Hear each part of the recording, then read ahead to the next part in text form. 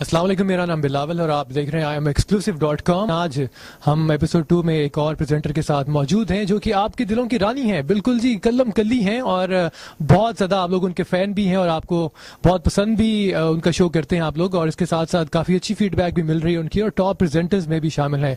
तो आज हम उन्हीं को अपने प्रोग्राम में लेकर आए हैं और यकीनन आप लोग जान गए होंगे कि कल्लम कल्ली कौन है। मस्त FM 103 पर हैं। आज की हमारी गेस्ट का नाम है मदिया आलम। अस्सलाम वालेकुम। अस्सलाम वालेकुम, कैसे आप? ठीक ठाक हैं जी, ठीक ठाक। और सबसे पहले हम आपको वेलकम करते हैं IAMExclusive.com, जो कि इस चीज का उन्होंने बेड़ा उठाया है हम लोगों ने, यानी कि FM प्रेजेंटर्स को हम जैसे कि लोग उनको सुनते रहे हैं, लेकिन आज हमने इस चीज का इनिशिएटिव लिया है कि उनको आज हम दुनिया के सामने दिखाएंगे कि कितने खूबसूरत लोग हैं। दुनिया के सामने?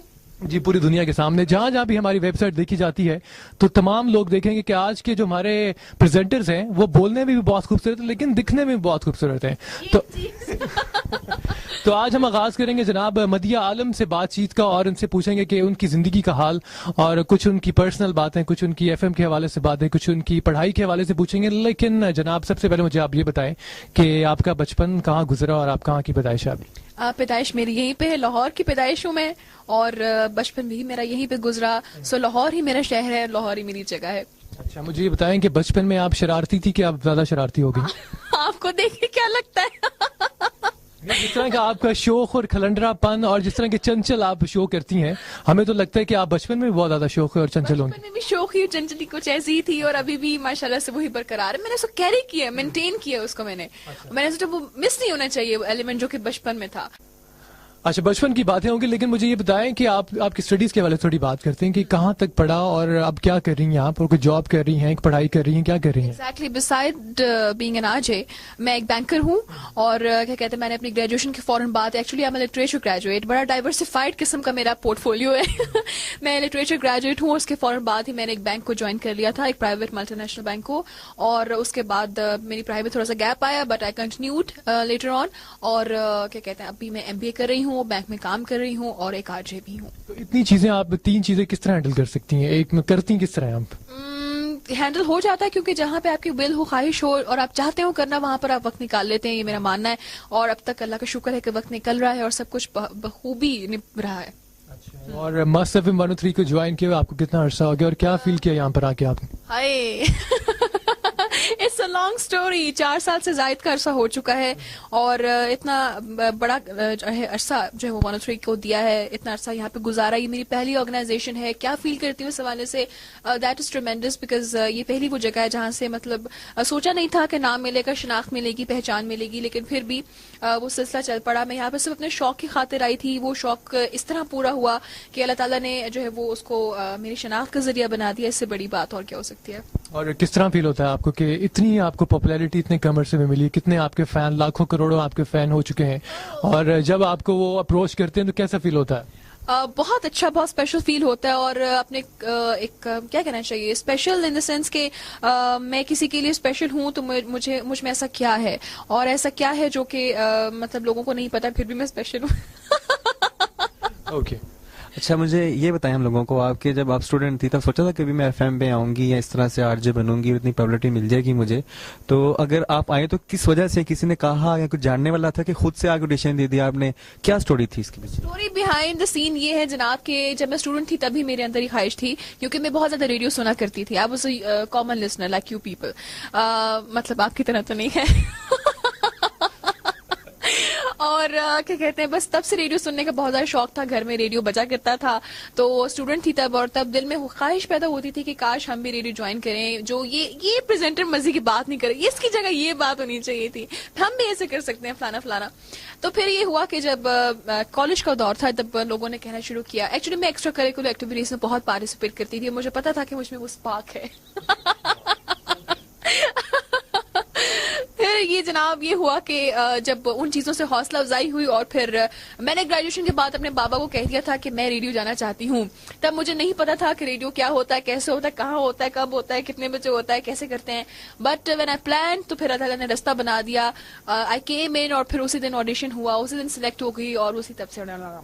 अच्छा मुझे बताएं, जब आपका पहला शो हुआ तो उससे क्या फीलिंग्स थी आपकी? फीलिंग्स थोड़ी नर्वस थी, मैं खासी कंफ्यूज थी, और तब मुझे सबसे ज्यादा टेंशन ये थी कि मुझे पहला नहीं ऑपरेट करना आता था और इंजीनियर से मेरी कोऑर्डिनेशन नहीं हो पा रही थी। तब पुराने साथी वो अब यहाँ पे हैं भी नहीं, लेकिन फिर आहिस्ता आहिस्ता करके जो है वो तब मैनेजमेंट बहुत अच्छी थी और अभी भी अच्छी है वैसे, लेकिन मैं मतलब है उस हवाले से कि वो टेक्निकलिटीज को बहुत ज्यादा समझती थी, तो उसने भी काफी साथ दिया और फिर चल तब की और अब की मलयालम में कितना फर्क आपको लगता है? अपने आप में क्या चेंजेस लगती हैं और इस रेडियो में आने के बाद अपनी शख्सियत में कितना निखार पैदा हुआ? It's a good question. तब की और अब की मलयालम में बिसाइड्स एन आरजे भी बहुत ज्यादा फर्क है। 3 साल या 4 साल की पहली मदिहा जो है वो बहुत मुख्तलिफ थी, बहुत मासूम सी थी। ये आप देख रहे हैं, आप क्या कह रही हैं? हाँ, कलम कली की स्टोरी अभी, हाँ उसके भी अभी आते हैं। बहरहाल ये कि अभी खासा ज्यादा फर्क महसूस होता है मुझे खुद as a human as well. तो कलम कली का क्या सीन है उसका? मुझे उसकी स्टोरी बताएं कि ये नाम किस तरह आपने डिसाइड किया, क्या ये अपने आप को डिपिक्ट करता है, क्या चीज क्या है? एक्चुअली सीन ये था कि यहाँ पर एक आरजे हुआ करते थे अकील, ठीक है, उनके साथ मेरे कंबाइंड शोज हुआ करते थे। तो एक दिन वो नहीं आए और मैंने कहा आप जनाब लोग मुझे वैसे तो आपको मुझे पेड़ सुनने की आदत है, लेकिन आज आप मुझे कलम कल्ली सुन रहे हैं।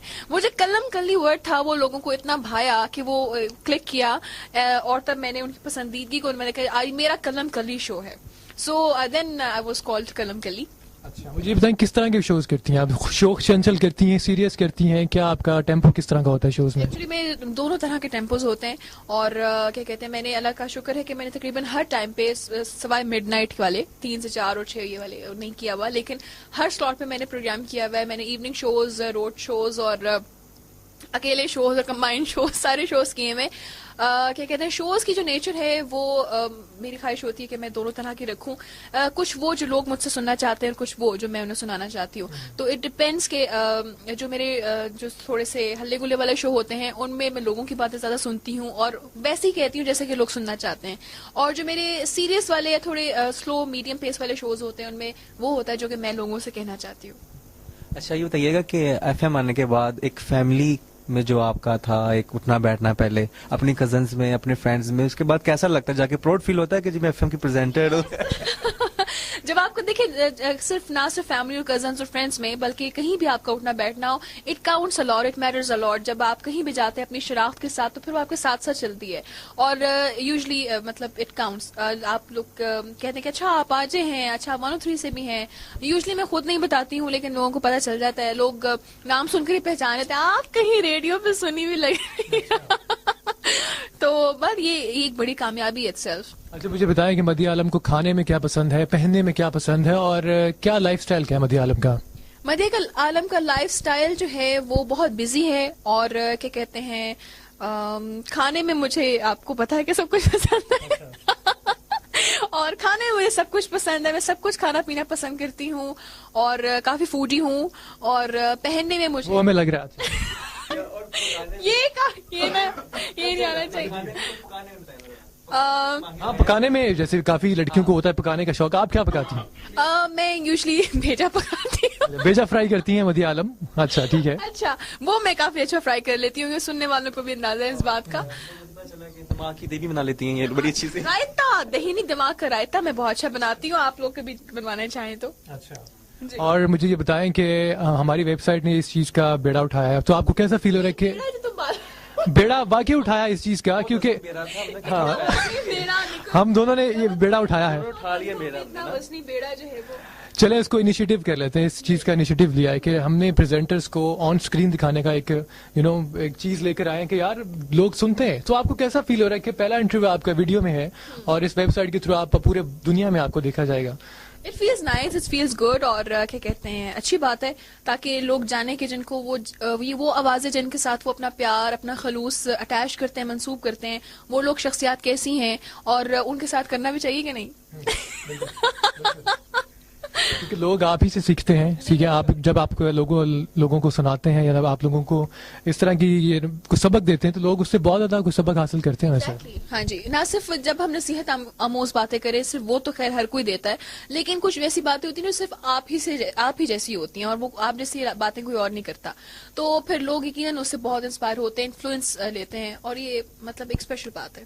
अच्छा, कभी ऐसा हुआ है कि कोई प्रेजेंटर जो ऐसे कि बहुत सुलझी हुई बातें करता है, समझाने वाली बातें करता है, लेकिन वो खुद ऐसा नहीं होता? तो ऐसा कभी फील हुआ कि यार मैं बहुत समझा रही हूँ किसी को अच्छी तरह से, लेकिन मुझ में खुद क्वालिटी नहीं है, कोई चीज आ नहीं रही मुझ में? जब ऐसा होता है ना कि मैं बहुत, जिससे कहते हैं ना, अम्मा वाली बातें कर रही होती हूँ, तो साथ में ये बता देती हूँ मुझ में नहीं है। That interesting. नसीहत हमेशा करने के लिए होती है, आप उस बात पे कायम है। Exactly. अब देखें, क्योंकि हम लोग बेशक प्रेजेंटर्स हैं और शोबिस ताल्लुक रखते हैं मीडिया से, लेकिन हम इंसान हैं और हर इंसान के अच्छे बुरे पहलू होते हैं, और ये उसकी जैसे कहते हैं ना, मजबूरी है कि उसने हमेशा अपना अच्छा फ्रंट जो है वो सामने रखना है, अच्छा पहलू सामने रखना है। तो ये मतलब सुनने वालों को, देखने वालों को, चाहे वो रेडियो पे, टीवी पे, ये जानना चाहिए, मानना चाहिए कि जो सब लोग जो है वो हम लोग को फरिश्ते नहीं है और बिल्कुल नॉर्मल इंसान है, और हर इंसान की तरह हमारी अपनी कमजोरियां हैं और हमारे अपने जो है वो ग्रीवेंसेस हैं जो कि हमारे साथ होते हैं। कोई यादगार लम्हा को रेडियो पे आके, किसी शो में, या फिर यहाँ पे इस कंपनी में आके आपको कोई यादगार लम्हा आपका कोई हो? बहुत सारे, एक्चुअली बहुत सारे शोज ऐसे हैं जो मेरे लिए बहुत यादगार हैं। कुछ लोगों के फीडबैक्स ऐसे हैं जो मेरे लिए बहुत यादगार हैं। कुछ हमारे गेट टुगेदर्स ऐसे हैं जो बहुत यादगार है। यहाँ के साथ ही यहाँ का माहौल, एफएम को मैं अपना दूसरा घर मानती हूँ, कहती हूँ कि मैंने यहाँ पे जितना भी जितने लगाव से इंसान अपने घर में वक्त गुजारता है, इसी तरह 103 पे मैं अपना वक्त जो है वो उसी लगाव से गुजारती हूँ। और मजीद मुझे बताएंगे कितना अरसा तक प्लान है आपका इसको चीज को कंटिन्यू करने के लिए? जब तक कि कोई रोक नहीं देता या बाहर नहीं निकाल लेता। अच्छा, ये मुझे बताएं, कलम कली तो आपका नाम है, लेकिन ये कलम कली 2 में कब कन्वर्ट होंगे? फिर वो शो का नाम होगा 82। अब तो कलम कर लेंगे। 82 नहीं, अभी कोई पता नहीं, अभी तक कोई ऐसा सीन तो नहीं है, लेकिन जब अल्लाह ताला को मंजूर होगा तो हम 1 से 2 और 2 से।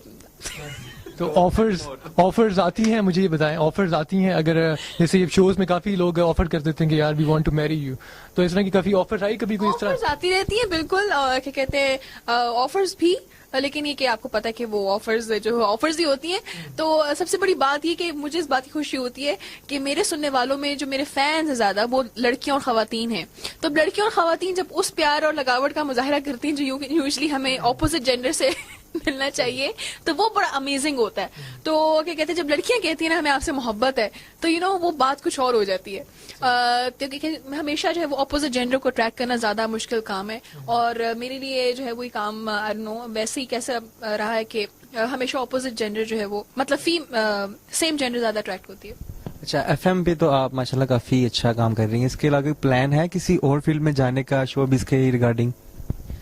ऐसा प्लान तभी होगा जब मुझे कुछ अच्छा नजर आएगा, लेकिन मैंने इस बारे में कभी सीरियसली सोचा नहीं है, क्योंकि मैं ऑलरेडी इतनी बिजी हूँ अपनी स्केड्यूल्ड लाइफ में कि मुझे लगता है कि मैं उस जो कोई भी शौक अपनाऊंगी उसको पूरा वक्त नहीं दे पाऊंगी। इस वजह से मैंने अभी तक पूरा इन होने का कभी फैसला नहीं किया।